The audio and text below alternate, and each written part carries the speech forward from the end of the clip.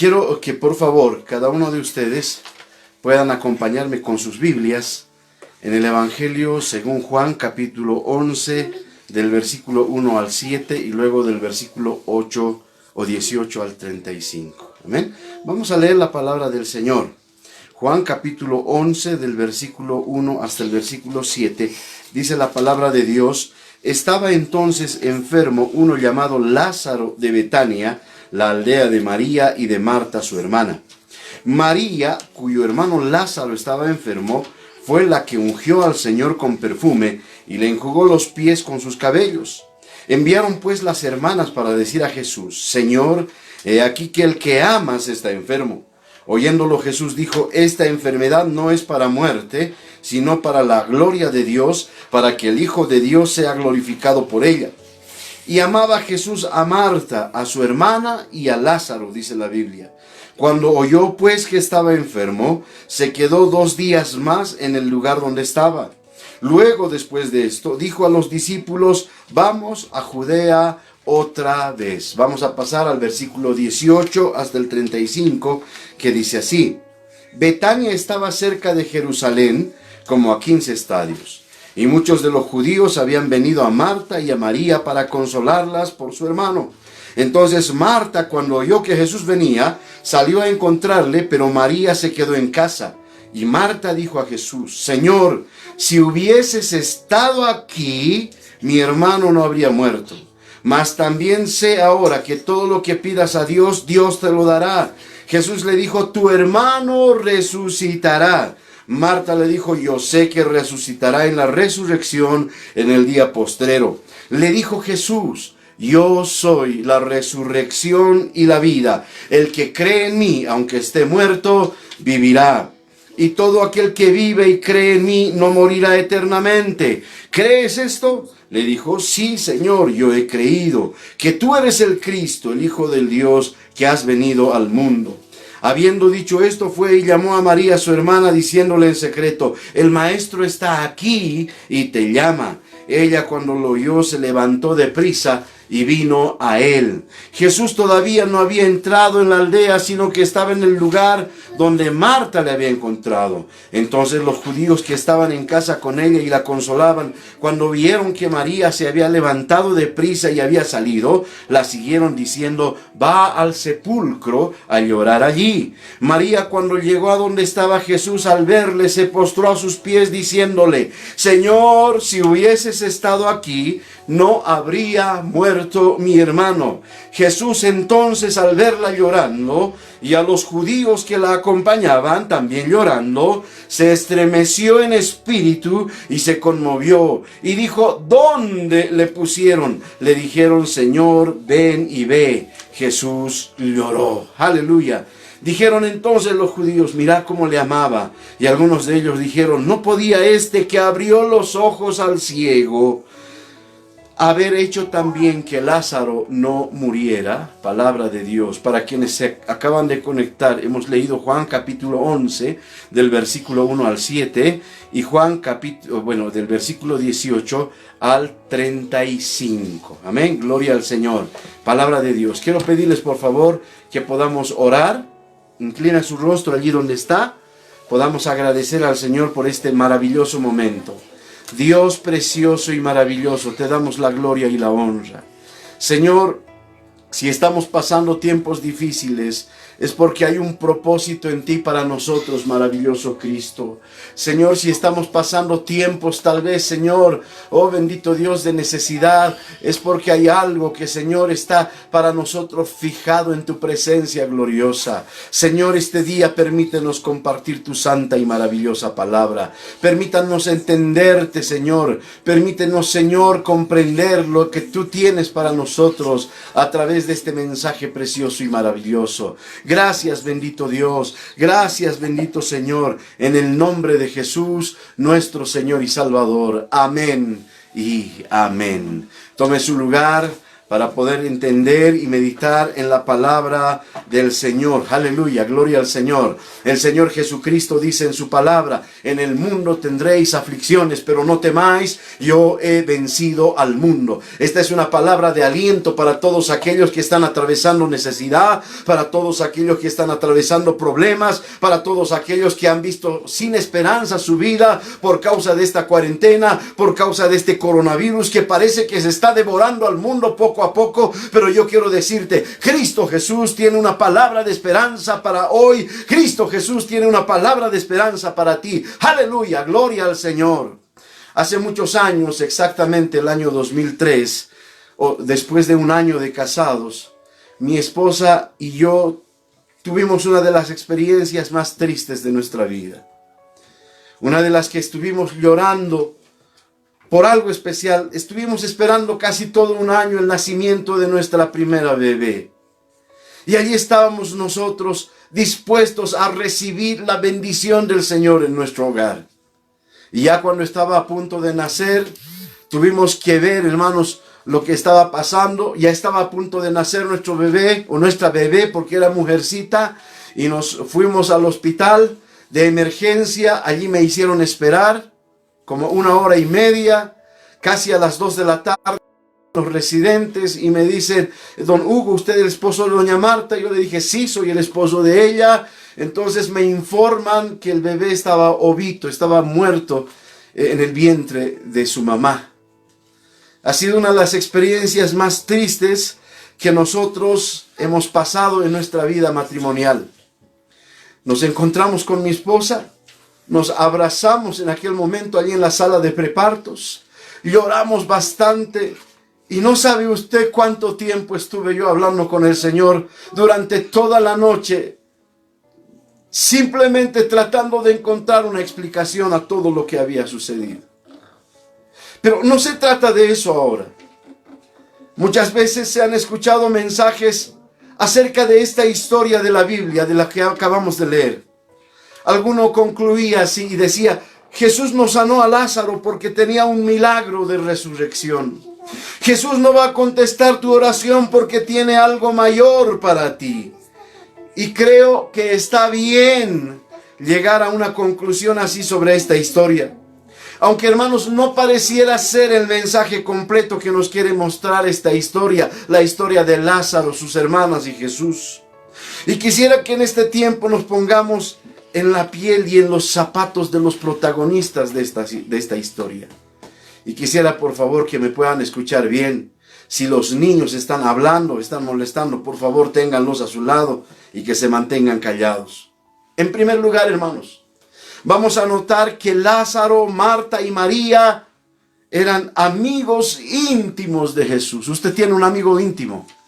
Ellos eran amigos íntimos de Jesús. Comían habitualmente con Él. Se sentaban en la misma mesa con Él. Y eso en la cultura judía era una señal de intimidad, de que se conocían lo suficiente, de que se conocían bastante bien como para compartir una mesa solamente entre ellos. No solamente eran discípulos de Jesús, sino que formaban parte de su círculo más íntimo. Ellos eran amigos de Jesús, gloria a Dios. De hecho, que Marta y María mandan emisarios a Jesús para avisarle de la enfermedad de Lázaro cuando él cayó enfermo. Y ¿saben qué le dicen? Aquel al que amas. Digan por favor al maestro: aquel al que amas está enfermo. Ni siquiera mencionaron el nombre de Lázaro. Solamente dijeron: aquel al que amas. Y eso fue suficiente para que Jesús supiera de quién estaban hablando. Marta y María pensaron de una manera muy lógica, de la manera que tú y yo podríamos pensar, hermanos queridos. Si Jesús hizo milagros para otros, para extraños, para extranjeros, incluso enemigos de la patria judía, para pecadores, ¿cómo es que Él no va a hacer un milagro para nosotros? ¿Acaso no es nuestro amigo? Pero ¿saben qué pasó? Él no hizo el milagro. Al menos no lo hizo como ellas lo esperaban.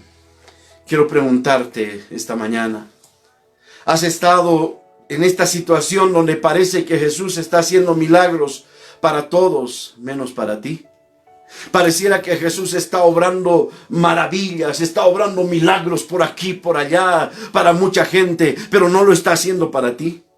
¿Te has encontrado en esa situación en la que Jesús está haciendo milagros para extraños, gente de la calle, gente de dudosa moralidad, gente que ni siquiera tiene compromiso con el Evangelio, y tú que eres un amigo íntimo de Jesús, tú que le has invitado a tu casa, te has recostado a sus pies para escuchar sus enseñanzas, que le has perfumado con tu mejor perfume, no recibes la contestación a tu petición? Yo me he encontrado en esa situación, y Dios mediante más adelante le contaré esa experiencia mía. Otros reciben milagros de provisión, de fertilidad, de sanidad, y tú que eres un amigo de Jesús, recibes solamente silencio. ¿Te has encontrado en esa situación? Notemos lo primero, hermanos. Jesús no respondió a la petición de ayuda durante 7 días. Ahora, ¿cómo se sentirían Marta y María durante esos 7 días de no respuesta por parte de Jesús? Porque es fácil, hermanos, es fácil leer la Biblia si no te pones en los zapatos de quienes están pasando aquella escena. Pero esos 7 días en que Jesús no respondió, pienso que hicieron desesperar a las amigas de Jesús. Muchas veces leemos la Escritura y vemos una historia que inicia en el capítulo 1 y termina en el capítulo 2. Tardas 10 minutos en leerla. Sin embargo, han pasado ya 10 años de espera, de silencio, de tribulación. ¿Te imaginas que son 10 años esperando una respuesta? Hay gente que está esperando 15, 20 años, esperando una respuesta del Señor. Lo segundo que quiero que notes, amado hermano, hermanita, es que Jesús ofendió profundamente a sus amigos. Porque en una cultura como la judía, basada en el honor, una cultura como esta, hermanos, basada en los principios bíblicos de santidad, de verdad, de obediencia a los preceptos, a los mandamientos y a las ordenanzas de la palabra de Dios, que tú dijeses que eres amigo de la familia y no asistir al funeral de una persona amada, era una ofensa directa a la familia. Y Jesús no solo no contestó a la petición de ayuda, sino que no estuvo en el funeral de Lázaro, es decir, ofendió profundamente a la familia. En tercer lugar, Jesús les llevó a un estado de desesperanza absoluta. Porque en aquella época, hermanos, el misticismo romano que se mezclaba a veces con la religión judía, decía que cuando una persona moría, su espíritu rondaba el cuerpo durante 3 días. Pero que al 4º día ya no había posibilidad de ningún tipo de milagro, porque simplemente el espíritu se marchaba y hacía 4 días que Lázaro había muerto. Por lo tanto, ya no había esperanza, ni siquiera para la tradición mundanal romana. Marta y María clamaron a Jesús por un milagro, y la respuesta que obtuvieron fue solamente el silencio. Mi pregunta ahora es, hermanos, ¿qué significa el silencio de Jesús? ¿Qué significa el silencio divino? Quizás lo que tú y yo llamamos abandono, dejadez, Dios lo llama proceso. Y esta palabra es importante, proceso. Muchas veces Jesús no cambiará tu situación porque lo que quiere es cambiarte a ti. Él quiere cambiarnos a nosotros.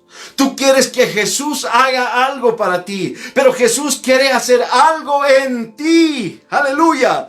Porque lo que haría para ti es temporal, pero lo que va a hacer en ti, hermanos, será eterno. Tú quieres un milagro temporal, pero Dios va a forjar.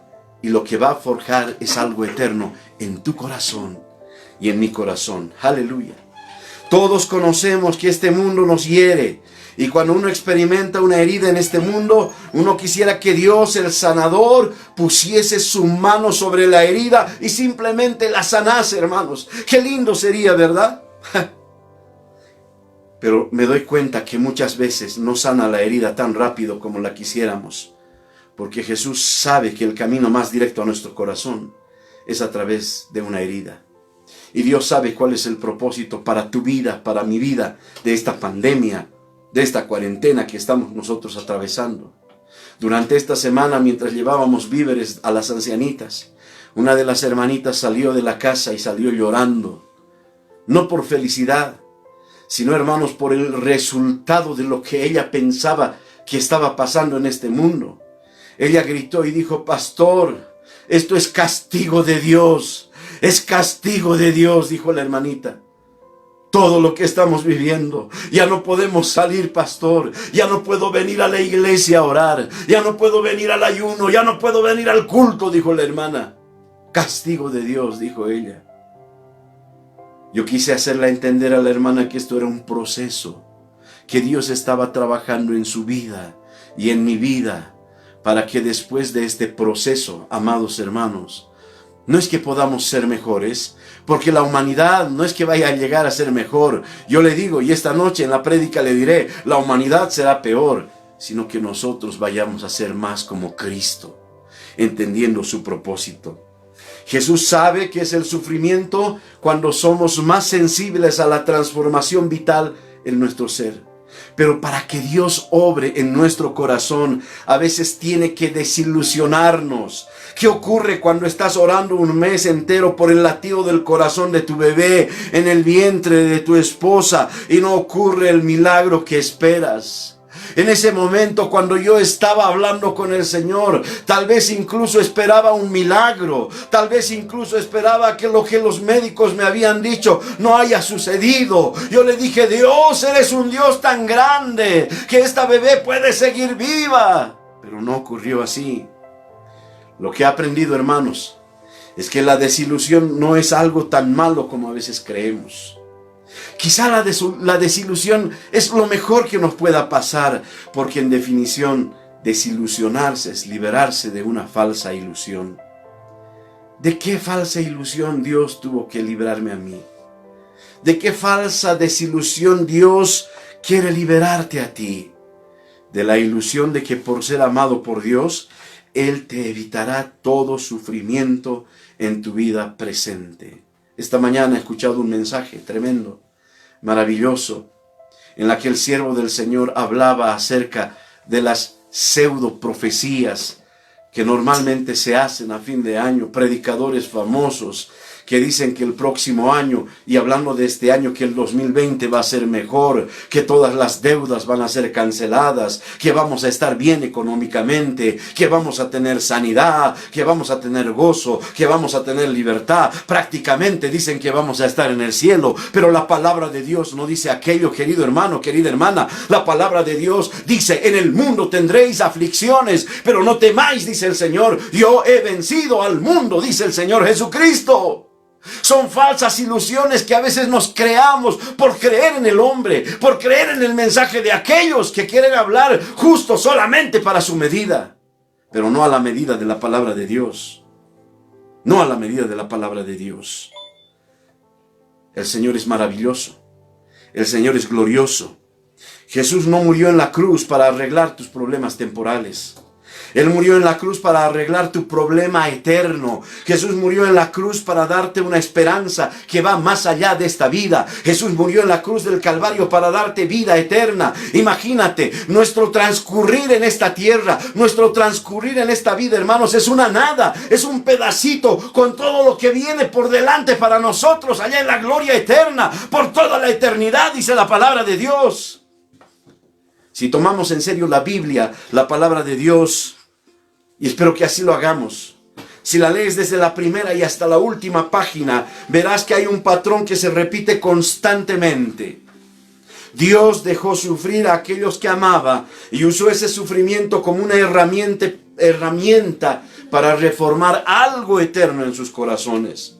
No quiero decir, hermano, que Dios provoque dolor o que Dios enferme a la gente o que envíe accidentes. No, todo este problema aparece desde Génesis capítulo 3. De allí todo nuestro dolor, todo nuestro sufrimiento, toda la violencia, toda la enfermedad y toda la muerte, desde el pecado del hombre, desde el primer pecado allá en el Edén. Pero lo que quiero decir, hermano, es que Dios, en medio de este mundo plagado de sufrimiento que nos toca directamente, es capaz de tomar esa situación, este dolor, y usarlo como un cincel para formar algo eterno en nuestro corazón. Si leyeras la Biblia y estuvieses con un resaltador y marcases todas las partes donde se ve que aquellos que Dios amaba también los dejó sufrir, tendrías toda tu Biblia, desde la primera hasta la última página, marcada con ese resaltador. Dime una sola persona en la Biblia que no experimentase sufrimiento. Cualquiera. Yo te puedo decir sus años de dolor, de tortura, de abandono, de promesas que se alargaban en el tiempo, de tribulaciones, de desierto, de engaños, de ofensa. Cualquiera a quien Dios le ha llamado. Cualquiera. Pero ese sufrimiento no terminó con ellos. Ese sufrimiento fue usado por Dios para crear algo eterno, algo permanente. Déjenme hablarles, hermanos, por ejemplo, de José, que desde el momento en que Dios le dio ese sueño, la promesa, hasta el momento en que ese sueño y esa promesa se cumplió. Y dicen los teólogos que pasaron aproximadamente 16 años. ¿16 años de qué? 16 años de sufrimiento, donde sus hermanos le traicionaron, dijeron a su padre que había sido devorado por una bestia salvaje. 16 años donde terminó siendo esclavo en Egipto, y por ser íntegro, él por ser santo, por agradar a Dios, terminó en la cárcel. 16 años en los que hizo el bien y se olvidaron de él en una mazmorra. 16 años en sufrimiento. Siendo honestos, hermanos, ¿cuántas veces creen ustedes que José levantaría su voz a Dios y le diría: Dios, durante esos 16 años, ¿dónde está el cumplimiento de tu promesa? ¿Por qué no me libras de este sufrimiento? Estoy seguro que José lo hizo muchas veces, porque era un hombre como tú y como yo. José quería que Dios hiciera algo para él, pero Dios quería hacer algo en él. José quería una solución a sus problemas temporales, pero Dios estaba haciendo algo eterno en el corazón de José, y el sufrimiento fue la herramienta que Dios usó para transformar el corazón de ese joven soñador, soberbio, en un maduro gobernante humilde. Y la evidencia de que el corazón de José fue transformado a través del sufrimiento la vemos en Génesis capítulo 50. Cuando los hermanos de José se presentan delante de él, temblando de miedo, pensando que José los va a mandar a la cárcel o los va a mandar a matar. Pero José les dice: no temáis, porque aquello que vosotros pensasteis para mi mal, Dios lo ha cambiado para mi bien, para vuestro bien y el bien de millones de personas que son libres de la hambruna. Gloria a Dios. Aleluya. Mal para bien. Dios es experto en tomar el mal y usarlo para bien. José, todas las injusticias que él vivió, Dios las usó para liberar del hambre a millones de personas y crear un lugar donde el pueblo de Dios iba a vivir ahora en abundancia, iba a salvarlos de aquel lugar. José fue utilizado por Dios, y yo sé que Dios va a utilizarte a ti, y por eso está trabajando en tu vida, y por eso está cincelando tu vida. Estás en un proceso de Dios, porque algo grande, algo maravilloso conforme a su propósito viene ahora. Aleluya, gloria a Dios. ¿Qué podemos pensar de Pablo? Un hombre que perseguía a los cristianos, un hombre que dice la Biblia que respiraba muerte y venganza, pero que fue transformado por Jesús. Tal vez muchos de los hermanos que son nuevos, que son recién convertidos, podrán decir: ¿cómo es el camino del Señor? Apenas me he convertido y ahora tengo que sufrir. Hay pandemia, hay coronavirus. ¿Qué voy a hacer ahora? Imagínense, Pablo apenas se convirtió al Señor, apenas vio aquella visión, fue llevado hasta Damasco, allí Dios le sanó, allí se le fue dicho qué iba a hacer, y Pablo comenzó a predicar el evangelio. Pero aquellos que predicaban el evangelio, ellos mismos lo querían matar. Toda la gente lo quería matar. Pablo estaba perseguido. Pablo ahora no sabía qué hacer, solamente tenía que hacer la voluntad de Dios. ¿Usted sabe cuántos años pasó? ¿Usted sabe cuántos años vivió así el apóstol Pablo? Dios usó el mal para su bien, porque gracias a como Dios trabajó en la vida del apóstol Pablo, hoy tenemos un Nuevo Testamento con las enseñanzas de este hombre de Dios, con todo lo que él ha escrito a propósito de la palabra de Dios. Gracias a este proceso, gloria al Señor. Pero aún, hermanos, predicando la palabra, Pablo fue perseguido, Pablo fue encarcelado, Pablo fue azotado. ¿Y sabes qué dijo cuando volvió de un viaje misionero? Él dijo: hermanos, estoy gozoso porque no pocos se han convertido.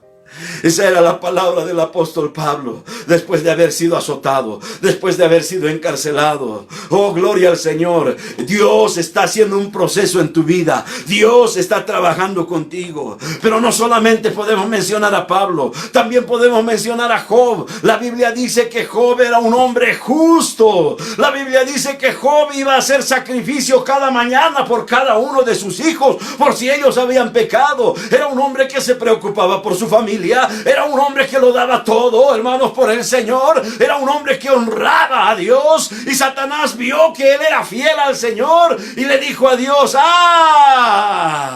si le quitamos todo lo que tiene, él te va a maldecir, se va a ir contra ti. Dios permite que Job sea probado. Oh, gloria a Dios. Y Job es probado, le quitan todo. Hermanos, fíjense en la tragedia de Job. Pierde su ganado, pierde sus animales, pierde sus casas, pierde sus hijos.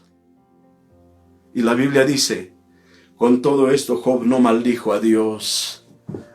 Y lo último que hace el diablo es tocar su vida. Job cae en una enfermedad tremenda. Job cae en una enfermedad, hermanos, y hasta sus amigos vienen y le dicen: ¿en qué has pecado? ¿Por qué has hecho algo contra Dios? Y su mujer le dice: maldice a Dios y muérete. Pero dice Job, las palabras de Job, hermanos, son tan preciosas que pueden animarnos y levantarnos hasta hoy. Dice: desnudo he salido del vientre de mi madre y desnudo volveré allá. Alabado sea el nombre del Señor. Aleluya. Yo no sé qué proceso estás pasando, pero Dios es experto en tomar cosas que parecen malas y darles la vuelta y transformarlas para el bien, incluso de otros. Y si parece increíble, mira la cruz de Jesús. No había símbolo más vergonzoso que representase algo más sucio: tortura, muerte y vergüenza. Pero Dios decidió usar este símbolo y transformarlo en un símbolo que ha dado esperanza a millones de personas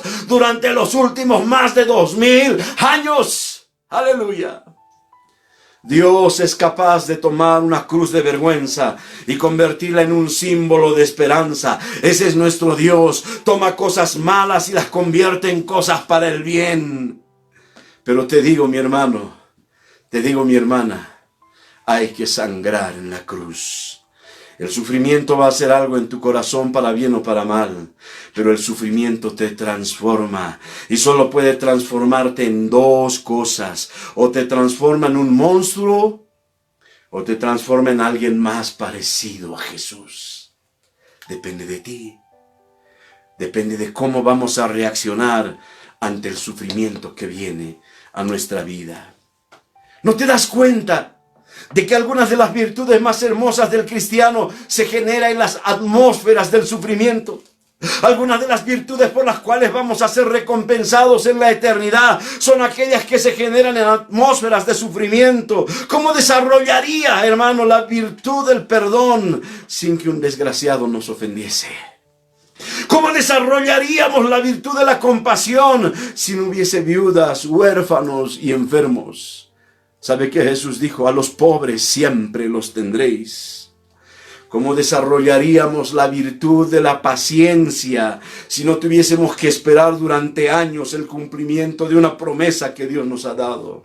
¿Cómo desarrollaríamos la virtud de la generosidad si no hubiese gente en estrechez económica en nuestra comunidad? ¿Cómo lo haríamos? ¿Acaso no nos damos cuenta de que las virtudes por las cuales seremos más alabados en el cielo por nuestro Dios son las virtudes que se generan en los momentos de dolor, de escasez, de enfermedad, aparente ausencia de Dios, que son virtudes que van a permanecer eternamente en nosotros? Si Dios contestase instantáneamente todas nuestras oraciones, no desarrollaríamos el carácter de Cristo. Lo peor que Dios pudiera hacer, pienso, hermanos, es contestar nuestras oraciones en el momento y de la manera que nosotros queremos. Dios no nos malcría, Dios nos enseña y nos disciplina. Aleluya, gloria a Dios. El Cristo que sufrió desea una esposa experimentada en sufrimiento. No quiere casarse con una niña malcriada, caprichosa y llorona. Dios quiere casarse con una iglesia con la cual pueda compartir su sufrimiento, hablar de sus heridas y decirle: toca aquí dentro, toca el lugar de la cruz, y ella te diga: sé lo que sentiste. El Cristo quiere casarse con una novia experimentada en sufrimiento, y el apóstol Pablo dijo: con Cristo estoy juntamente crucificado, y ya no vivo yo, pero Cristo vive en mí. ¡Aleluya! Y si no te gusta esta parte del Evangelio, tendrás que arrancar la mitad de las páginas de toda la Biblia. Si algo ha hecho el sufrimiento en mí, es que me ha hecho más sensible. Cuando alguien me habla de sus padecimientos, he aprendido que mi teología a veces es insuficiente y simplemente me tengo que compadecer de las personas, porque a veces la gente solamente quiere un abrazo, unas palabras de consuelo. Pero regresando a la historia de Marta, de María y de Lázaro, yo me imagino que cuando pusieron el cuerpo de Lázaro en el sepulcro, el alma de Marta y de María fue a un lugar más oscuro que aquel sepulcro que estaba en ese lugar. El lugar de la duda, de la bondad de Dios. Hermanos, no hay lugar más oscuro que el sepulcro de la duda sobre la bondad de Dios. Y cuando Marta y María se presentaron delante de Jesús, las dos clamaron de la misma manera y dijeron: si hubieses estado aquí, si hubieses estado aquí, esto no habría ocurrido. ¿No te resulta familiar ese clamor? ¿No te es familiar el clamor que tú y yo experimentamos cada día? Yo no sé cuántos están enfermos y no pueden ir al médico por la cuarentena. Pero cuando el sufrimiento toca a nuestra familia, cuando la enfermedad toca nuestro cuerpo, un accidente deja en silla de ruedas a alguien que amamos, o la crisis económica llega al hogar, o cuando alguien recibe un abuso sexual del familiar que supuestamente debía protegerle, o cuando el narcotraficante toma la cabeza de tu hija, no nos hacemos esas preguntas: Dios, ¿dónde estás? ¿Por qué no hiciste nada para impedirlo? Dios, ¿por qué no me defendiste en medio de esta situación? Y sabes, mi hermano, si tú esperas que yo te dé una respuesta a esas preguntas, yo no las tengo. Pero hay algo que me consuela en esta historia, y es esto: que cuando Marta y María se expresan delante de Jesús con su corazón abierto, Jesús no las reprende por expresar su dolor. No lo hace, sino que Jesús deja que ellas viertan su dolor a sus pies y absorbe esa amargura. Queridos hermanos, Jesús siempre prefiere una charla, un diálogo abierto y honesto que un discurso religioso. A veces nosotros pensamos que tenemos que sorprender a Jesús y decirle: no te preocupes, Señor, todo está bien, tranquilo, paz en las alturas, paz en la tierra. A Dios no le complacen nuestros discursos religiosos. Él prefiere un diálogo honesto, el lugar correcto donde derramar todo tu dolor, toda tu amargura, todas tus preguntas, es a los pies de Jesús. No es en las redes sociales, no es en conversaciones con otros hermanos que van a hacer que su fe se debilite. No, Jesús te está esperando y te está invitando. Él dice: ven a mí y háblame. Con fuerza si hace falta, discutamos este asunto. Llora a mis pies, porque yo no te reprendo. Jesús no te va a decir: cuidado, ¿con quién piensas que estás hablando? Jesús sabe que ese es el momento que toca tu corazón. Aleluya. Claro que tuve una conversación después de que perdí a mi bebé allá en el hospital. Claro que a pesar de predicar la palabra, prepararla y hacer todas las cosas que debía, le fui a presentar mi queja al Señor. Descubrí que esos diálogos con Dios, en vez de alejarme de Él, me han acercado a su corazón, hermanos. Me han acercado. No sé cómo explicarlo. Pero cuando uno se acerca con esa vulnerabilidad a Dios, va a ese encuentro más cercano al Señor. Y también le abrimos el corazón.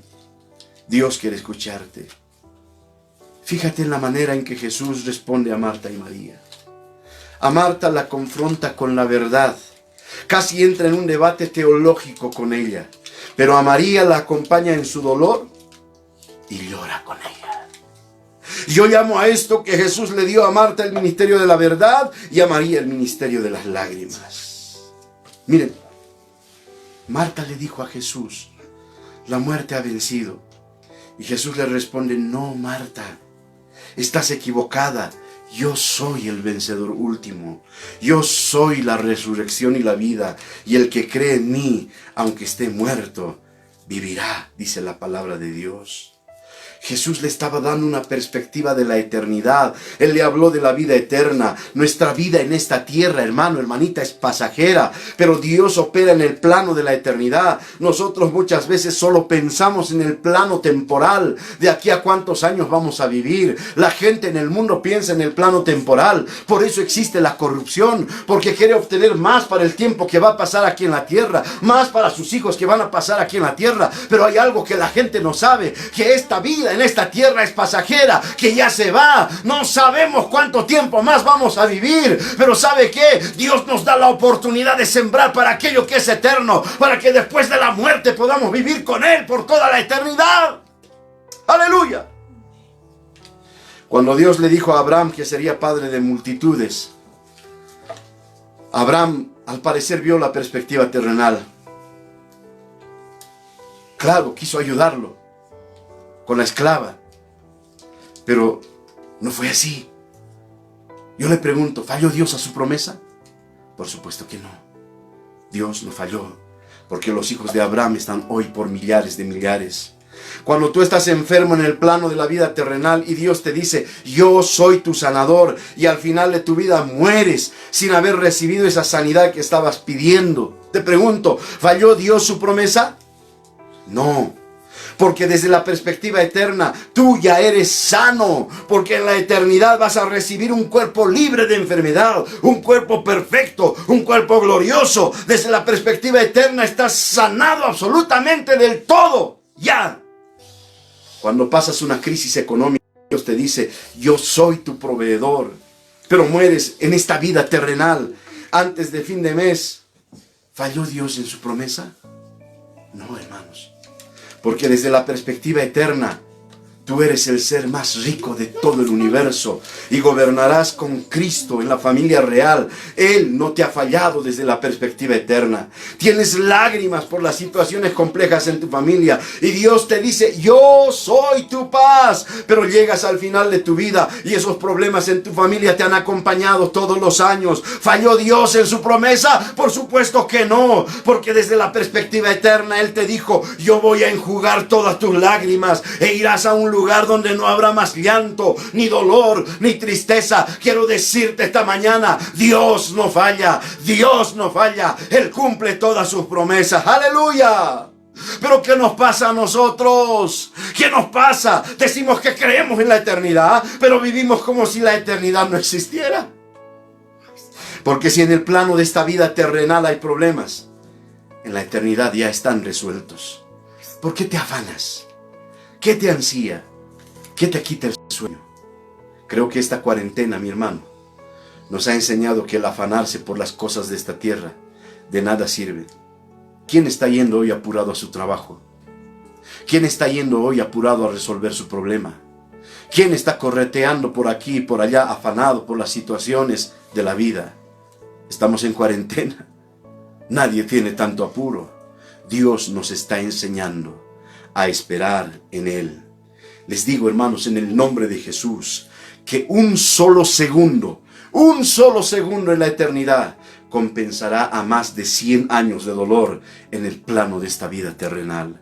Un solo segundo en la eternidad compensará cualquier calamidad que hayas vivido en el plano de la vida terrenal. Como dice la Escritura, cuando la mujer está a punto de dar a luz, sus dolores son intensos, pero cuando por fin da a luz y tiene la promesa entre sus manos, se olvida del dolor. Así ocurrirá con nosotros cuando recibamos el cumplimiento de la promesa. Todo el dolor que hemos experimentado en esta vida terrenal será disuelto en un solo segundo en la presencia de Dios en la eternidad. ¡Aleluya! Quiero decirle algo. En el plano de la vida terrenal, mi primera bebé murió, pero desde la perspectiva eterna, mi bebé está viva y Dios la tiene asegurada aún en un lugar más seguro que si esa bebé hubiese nacido en este mundo. Hermano querido, Dios nos dio un nombre para ese bebé aún antes de que naciera. ¿Sabe cómo le pusimos con mi esposa?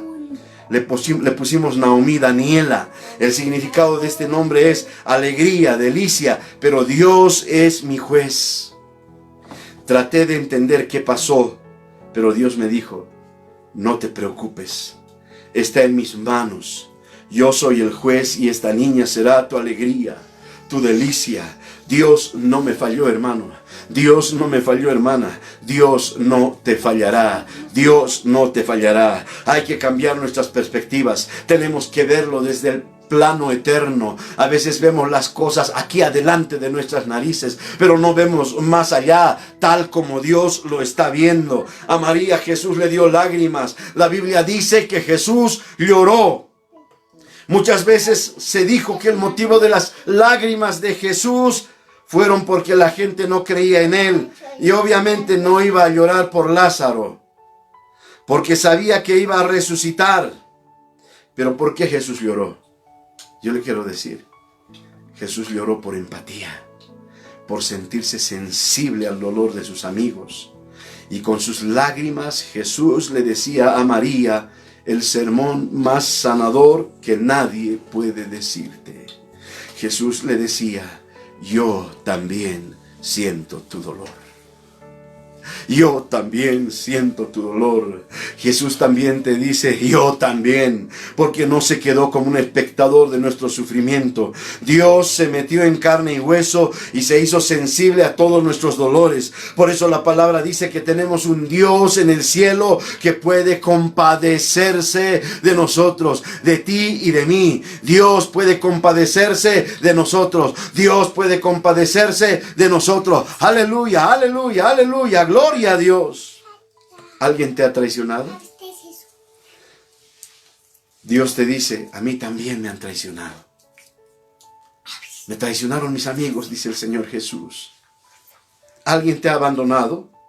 Jesús dice, a mí también mis amigos me abandonaron. ¿Alguien te puso en vergüenza? Jesús te dice, a mí también me pusieron en vergüenza, desnudo en aquella cruz. ¿Alguien ha abusado de ti? Jesús te dice, a mí también me abusaron en la cruz. Jesús te dice, yo también puedo entenderte y llorar contigo. Y por último te digo, que Jesús no solamente pondrá en ti una perspectiva eterna y teológica.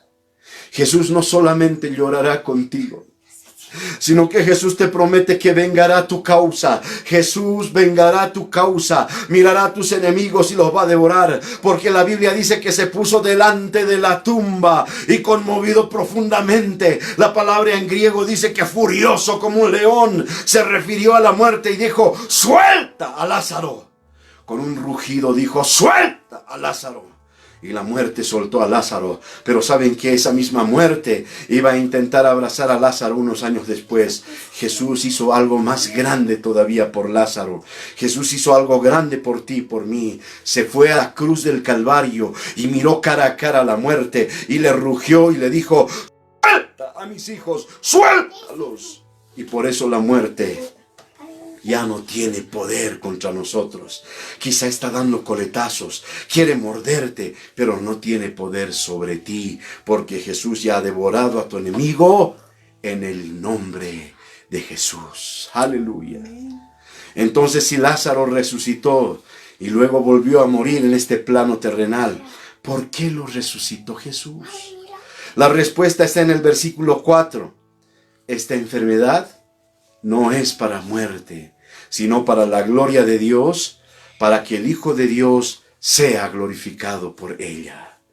Toda nuestra vida, hermanos, o nuestra muerte, nuestra enfermedad o sanidad, nuestra prosperidad o estrechez, nuestros problemas o la paz, todo es para la gloria de Jesús. Tienes que decidir si quieres vivir para algo más grande que tú mismo. Tienes que decidir si vas a vivir una perspectiva más grande que el plano de la vida terrenal. Tienes que decidir si vas a vivir para la eternidad. Adorar a Dios por haber recibido una contestación milagrosa a tu petición le da la gloria a Dios. Pero adorar a Dios a pesar de no recibir una respuesta milagrosa a tu petición le da una gloria mayor. Gloria al Señor. Gloria a Dios. Puede ser que muchos hayan vaticinado prosperidad, sanidad para este año. Yo quiero decirte algo. Dios tiene la última palabra. Y la Biblia dice, en el mundo tendréis aflicciones, pero no temáis, yo he vencido al mundo. Quiero que incline su rostro y podamos orar. Bendito y maravilloso Dios. De nosotros no podemos comprender por qué estamos atravesando la situación que vivimos, Señor. Muchos de nosotros no podemos entender, Dios, qué es lo que está pasando en este plano terrenal.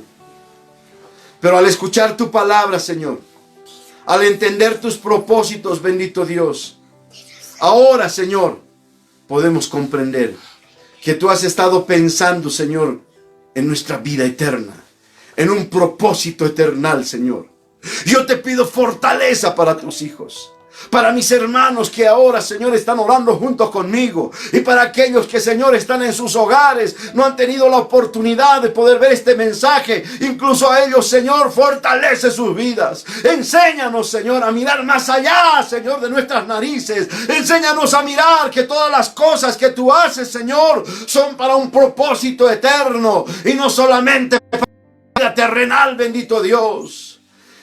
Bendito Señor, entiendo que este tiempo de cuarentena, que este tiempo de pandemia es un tiempo de proceso que tú haces con tu pueblo, Señor, para que podamos aprender a vivir conforme a tu propósito y a tu voluntad. Señor, te pedimos que nos fortalezcas, que nos llenes del poder de tu Espíritu Santo, que no podamos apartarnos del lugar secreto, de la carpa del encuentro, de aquel lugar, Señor, donde podemos clamar, donde podemos hablar, donde podemos, Señor, entablar una conversación preciosa y maravillosa. Bendito Dios, te entregamos, Señor, este tiempo, te entregamos este momento. Maravilloso Dios, tú eres digno, tú eres digno, tú eres digno, Señor.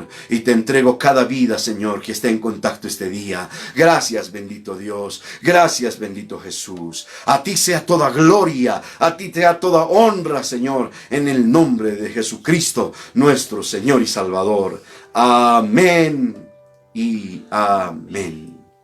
Que el Señor los bendiga, queridos hermanos. Que sea un tiempo maravilloso, que sea un tiempo precioso en el Señor. Y aproveche este momento. Que el Señor los bendiga.